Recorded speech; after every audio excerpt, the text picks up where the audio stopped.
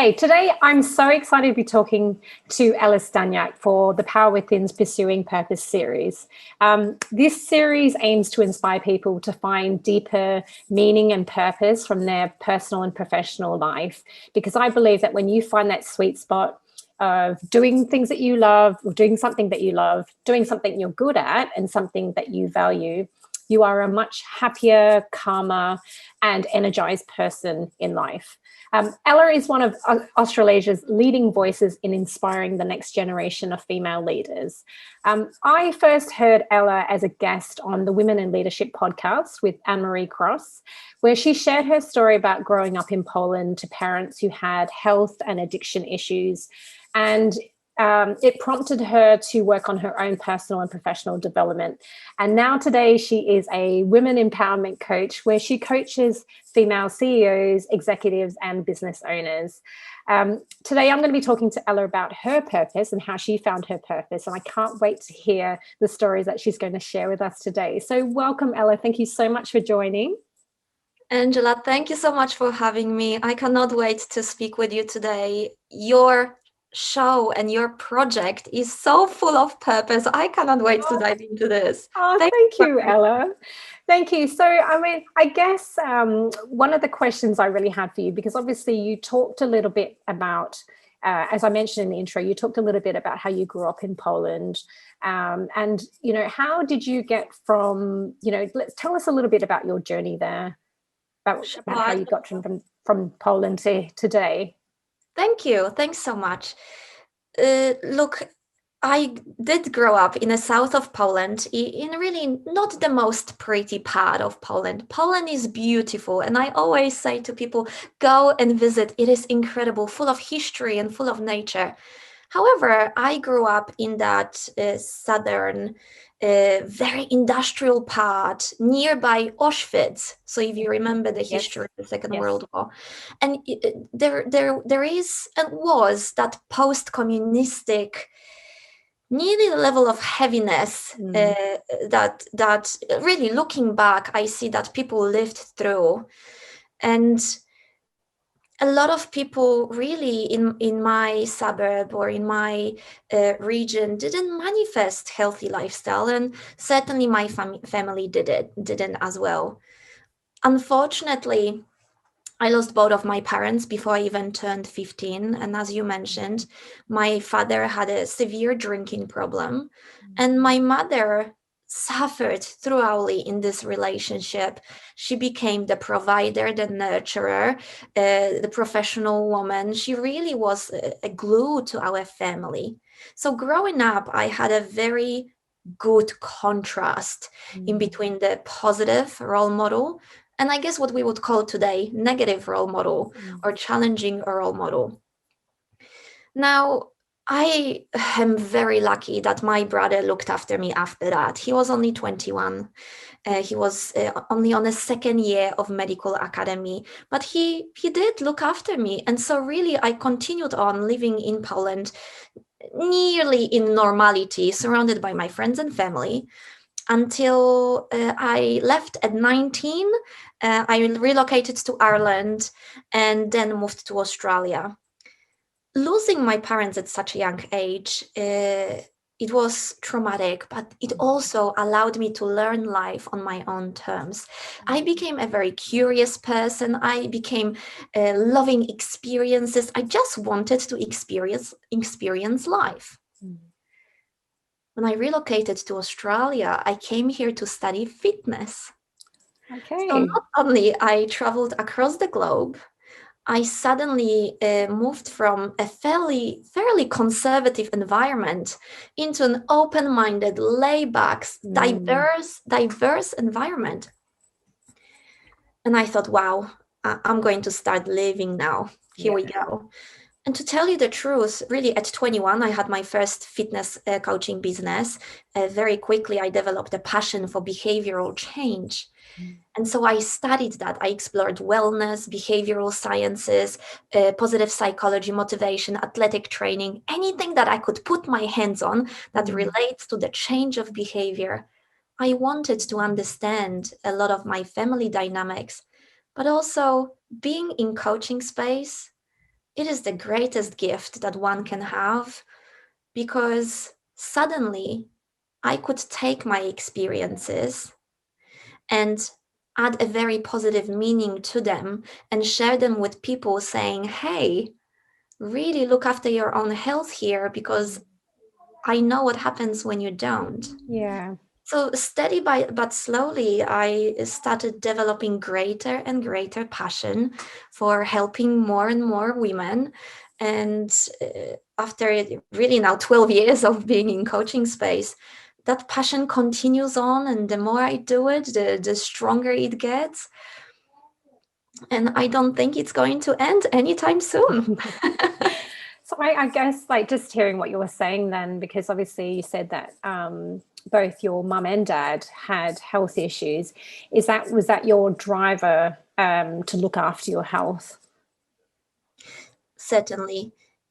I realized at a quite young age, in my early 20s, that without even realizing, I indulged in series of self-sabotaging behaviors. After really our family broke off and it was only my brother and I left, and again, knowing now the behavioral science and how we repeat the circles of our family, unless we have the awareness of and the knowledge of what is serving us and isn't, I found myself really spiraling down in terms of my physical health, my emotional health, my psychological health. I worked very hard. I slept very little. I indulged in party. I indulged in experiences. There was just a combination of positive and negative. There were certain aspects of my life that were very fulfilling, like my work and competing in obstacle courses and different races and fundraisers. But there was also a very little care for myself. I became a yes person. I just wanted to do it all. So there wasn't much of a regulation of energy that was happening there. And I really needed to rethink what I was doing. And ultimately, that was my beginning to strong personal development, understanding self, healing. It was a very important component. Yeah. And I think what you just touched on then about, I've been in that place too, where I've been quite a people pleaser and often saying yes. And saying yes can often be a detriment to our own health, because we're stretching ourselves too far and our health suffers as a result. So now it's about making sure that we can take care of ourselves so that we can then take care of others, because, if we've got nothing to give, we can't, give anything to other people. So that's a really important thing to look after. And realistically, you and I are not isolated cases. Vast majority of women develop what I developed as a young girl, which is lack of self-worth. That became a major behavioral driver to a lot of my decisions, my emotional capacity. And what you touched on, a lot of us women today in a modern world, because we want so much more, we sometimes forget to set those boundaries. And we forget that the commitment that we have to ourselves needs to be a priority, because that's self-care, but also nurturing the awareness of what we need, who we are, where we are going. So the purpose, it needs to come as the very first priority commitment that we set and stick to and execute. And all the other boundaries that we set around us in key areas of our life, career, relationships, health, need to follow just that. Yeah, I agree with that. And I think what you just said then about, setting those boundaries, I think often we feel guilty and terrible for saying no. Where, actually we should be as comfortable as saying no as we say yes. Totally. Totally. Again, it comes down to loving self unconditionally and just owning the person who you are today. That's really, easier said than done. But I would encourage anybody to embark on a journey to self-love, self-compassion, self-appreciation, because then we understand that if we honor ourselves, sometimes we do need to self now in order to honor and respect ourselves first. And that doesn't mean that we are doing somebody else's dishonor, because when we value ourselves first, we cannot ever have any guilt around any decision. Yeah, that's so true. So when you moved to Australia, and you started your own health business, and you were working, and you realized that obviously there's the coaching aspect to it as well, the mindset part. Was there a defining moment for you when you decided that this is what you wanted to do, from moving from the health in terms of fitness through to the mindset coaching? It's a really interesting question, because I knew day one of work in fitness industry, I knew that was a jackpot. I just knew that I'm just going to do this for a very long time. It was so exciting. And again, going from working in hospitality, which I wasn't passionate about, but hey, it paid for colleges. Mm-hmm. That's the job. But going from the job that I wasn't passionate about into a business that I loved at a very young age, and having distorted idea that I knew what I was doing, but I was driven purely by passion. Oftentimes I was driven by passion, even though if I didn't know what I was doing, if I didn't have all the answers, business is a very complex matter. The passion drove me.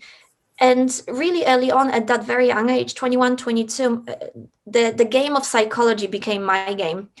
So the two weren't separate. I used fitness as a vehicle to coach women, but to tell you the truth, my coaching was mostly based around retraining the psychology of the behavior. Okay. Sometimes I would meet clients and there would be very little or no exercise that happened. And because I continued study on, I had much more to offer to my clients. I had much more knowledge to share with them. I had many more tools to share with them. I'll tell you what was a very defining moment. Something slightly different. Today, I run a business called Feminine Leaders, but we really only rebranded in the last 12 months. Okay. A huge defining moment was last year when my son was 3 months old, and I was very comfortably running this online business. I thought to myself, I remember thinking, girl, you totally made it work. Laptop lifestyle on your phone, coaching women all over the world. I thought, sweet spot, totally got this. Well, I spoke too early, right? So in last year, in the middle of last year, my Facebook account got hacked and disabled. Oh no. I lost most of my business, most of the following that I've built in the last 10 years. I just did not foresee such thing coming. Oh gosh. Facebook could be gone one day. But I thought, stick to your beliefs, Ella. A lot of inner dialogue there happening. Stick to your beliefs. You know, and you believe that everything happens for a reason. Do something with it. So literally within hours of that happening, I rebranded Feminine Leaders. My VA completely reshuffled the website, upgraded the services. I repackaged my programs and the services that I was providing. And the whole phrase of feminine leadership, I thought I'm just going to take it and run with it, because I spoke about self-leadership. I spoke about women needing to take charge, control for the trajectory of their life. But really 12 months ago, it was that time when that adversity was a huge pivotal moment in my business. I changed the messaging around high performance for women in leadership and in their genius zone. My programs are much more focused now on personal and professional aspects of life. I am super passionate still about health and well-being, but there's just much more to it. In usual, we work based on my Feminine Leaders empowerment methodology. And now we work mostly first, 90% of work is the psychology and the change of the behavior. And what made you decide to work with women? Naturally, when I moved to Australia, at first I also asked myself, it's interesting that I am mostly working with women. naturally I was drawn to that demographic. But now looking back, I do think that at a young age, I was drawn to working with women because I wanted to share those messages around my childhood. And I little did I know that I truly think I was fulfilling unconsciously the legacy of my mom and her teachings that she shared with me while we were still together, of being independent and honor self and treasure self. And at that time, I didn't realize that. But with every single client, every single year passing through, I know that I am making a very positive impact based on the experiences of my parents. And I know that I was given those experiences, that adversity at a very young age, because I was ready and I could handle it with the support that I received, still do. And I was shown very powerful messages of what happens when we do stand up for our power, for ourselves, our desires, and what happens when we do not. Once again, that contrast. So today I have complete clarity that I am honoring my mother, and with that, all the women around the globe. Yeah. But I always do speak to men too. Men have their own suffering and they have their own problems and issues. When I do corporate training, of course, we tailor presentations and programs for mixed audiences. Because I do believe that a significant change is going to happen when men and women will come together in acceptance and mutual respect, providing each other with the opportunities, rather than having that division between men and women, personally and professionally. Yeah, that's such a powerful purpose, Ella, to say that, you know, you're basing your purpose now, you know, from the story about your mother and how you want to help women now. I think it's really powerful and inspiring. Thank you. I do feel even now the emotion that we talk about it. Thank you for acknowledging that. I am 100% sure that my parents' deaths could have been prevented. And I often think about it. If there was more support, if there was less stigma around mental health, less stigma around addiction, if there was more of an open mind, again, conservative Poland 20 years ago, we didn't talk about what happened behind the closed door because there was shame and embarrassment attached to it. And with that, I do believe that with every single person I come across, with every single woman who I see and facilitate the transformation so she grasps her power, I am in some way contributing to little girls and little boys having their parents for a long time with them, because that's important. I do know that coaching and mentoring improves day to day of people's life. The satisfaction, the contentment, the fulfillment. And the very important part of having purpose, and I do hope that you don't mind me sharing, when we do find our purpose, we never run out of fuel to get up and go. However, when we do not search for the purpose, at least searching for it is important. We are stepping in a very dangerous space of questions which send people often in a very dangerous downward spiral, like, what am I really here to do? Maybe the world would be a better place without me. What am I really contributing here? I'm burdening my family. So, see, we need to also watch for these conversations with our loved ones and people in our network. But in a positive redirection, searching for purpose, searching for what we love doing, removes that dialogue. It just disappears it. Because we continue asking ourselves different questions. What can I do more to contribute? What can I create more? How can I serve more? How many more people can I help? What else is there that I am not doing that I could be doing right now to help others? That's very true, actually. I hadn't thought of it that sense, because obviously when I talk about pursuing purpose, I'm talking about, you know, not just from a professional point of view, but perhaps it could be people who are looking for some sort of own self-joy. It could be something that they find joy out of themselves, and then they are a happier person and people all around them. So they find purpose in that sense, not just from professional, as I said before, but it's really interesting that, as you're saying, we've got to be really careful with the conversations that we have about it, because the last thing you want is for people to be all confused and to say, you know, what purpose have I got in this life? That's the last thing that we want people to be thinking about. As you say, we need to turn that conversation around to be more like, how can I contribute more? How can I make a bigger impact? That's right. And it's interesting you say that. I love this conversation.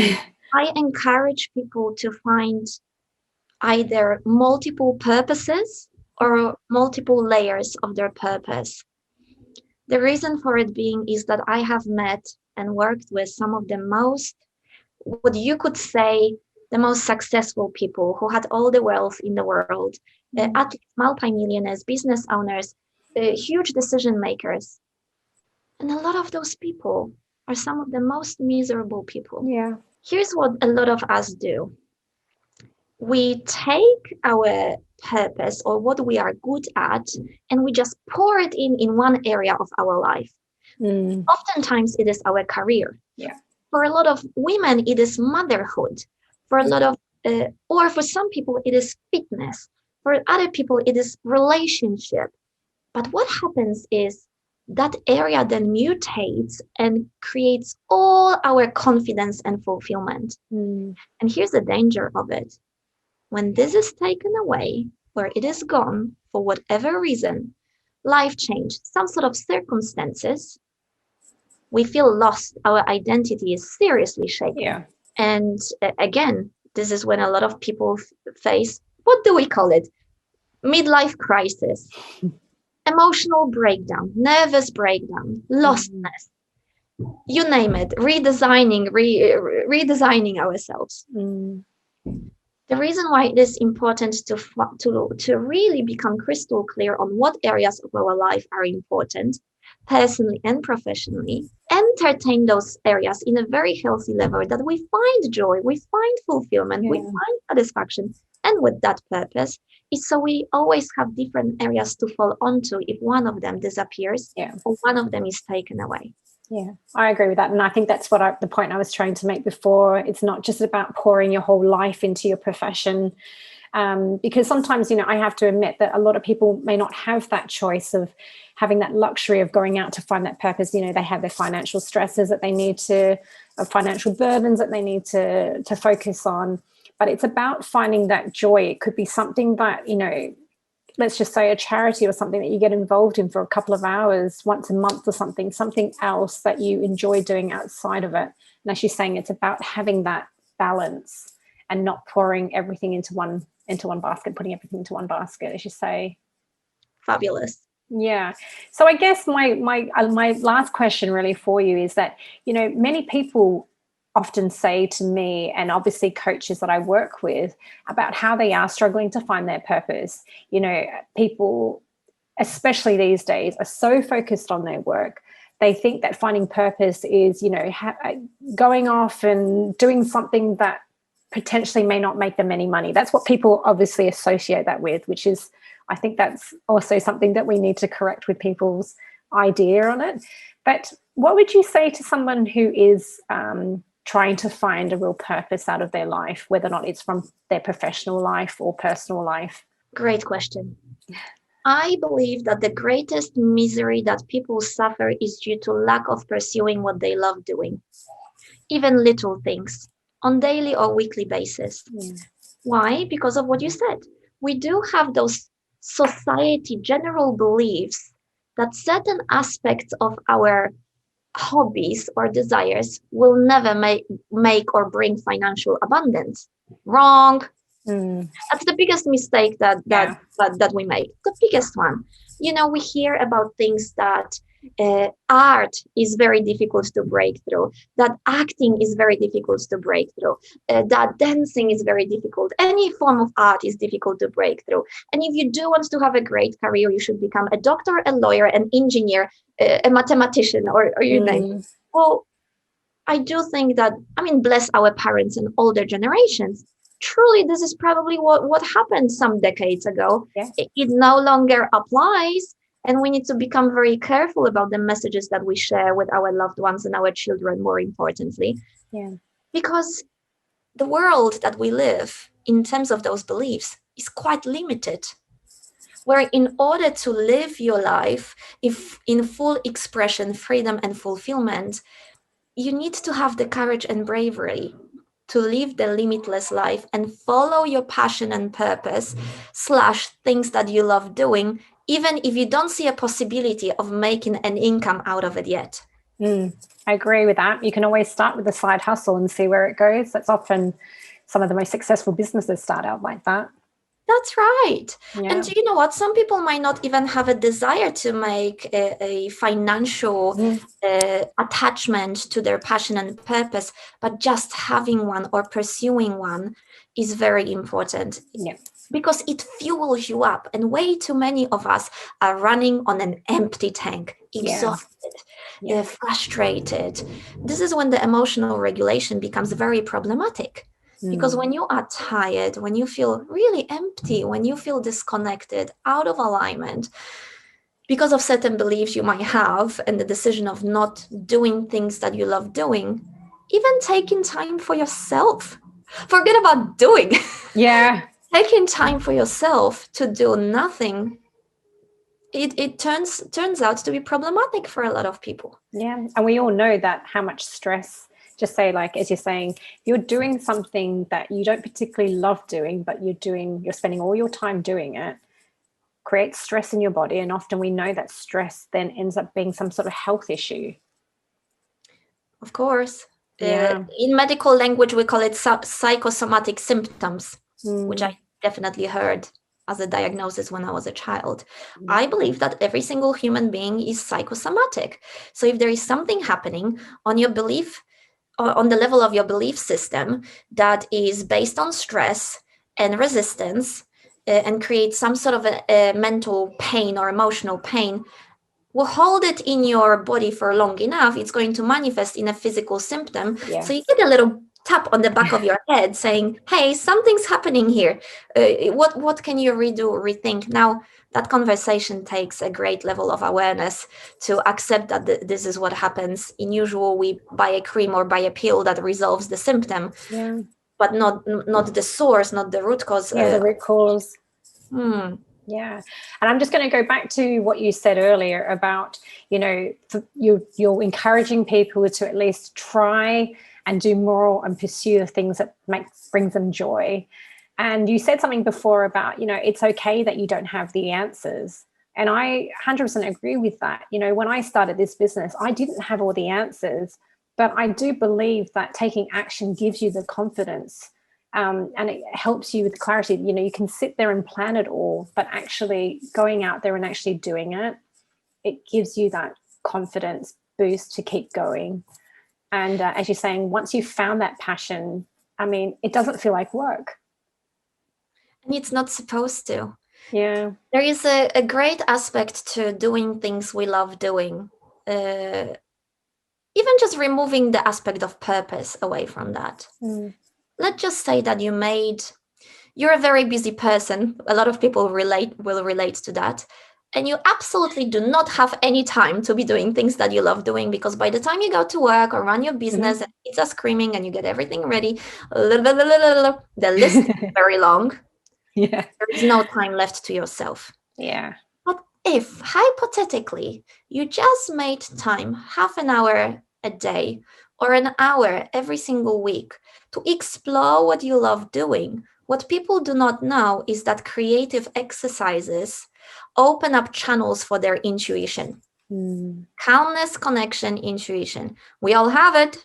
Yeah. Some people believe they do. Some people believe they don't. Oh, we do have that guiding system. So a lot of people, a lot of women who I work with at that high decision-making level, they actually do crave for undivided connection to that inner guiding system, to their intuition, because they have been tested and they have the evidence of what happens when they rely on that decision making that aligns with their values, and what happens when they do not and make a decision out of their logical brain, not necessarily aligned with the heart. So the evidence is very important. Yeah.